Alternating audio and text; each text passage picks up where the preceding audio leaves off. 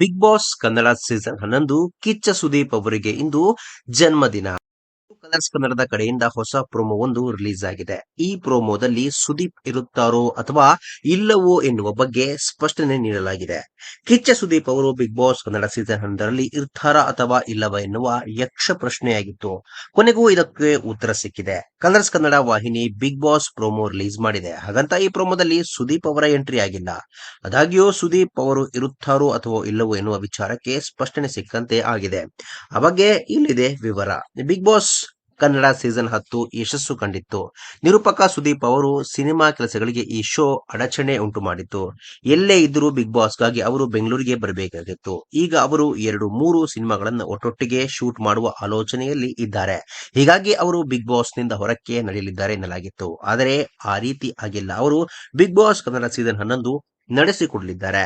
Big boss ಪ್ರೋಮೋದಲ್ಲಿ logo reveal ಮಾಡಲಾಗಿದೆ ಅಷ್ಟೇ. Caption Kichcha Sudeep hashtag ಹಾಕಲಾಗಿದೆ. ಇದರಿಂದ ಸುದೀಪ್ ಅವರು ಇರೋದು ಪಕ್ಕಾ ಆಗಿದೆ. ಈ ವಿಡಿಯೋ ಫ್ಯಾನ್ಸ್ ಕಡೆಯಿಂದ ಭರ್ಜರಿ ಲೈಕ್ ಸಿಕ್ಕಿದೆ. ಸುದೀಪ್ ಅವರಿಗೆ ಅಂದ್ರೆ ಜನವರಿ.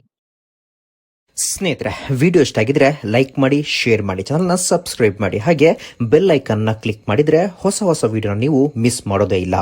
ಮುಂದಿನ ವಿಡಿಯೋದಲ್ಲಿ ಭೇಟಿಯಾಗೋಣ. ಧನ್ಯವಾದಗಳು.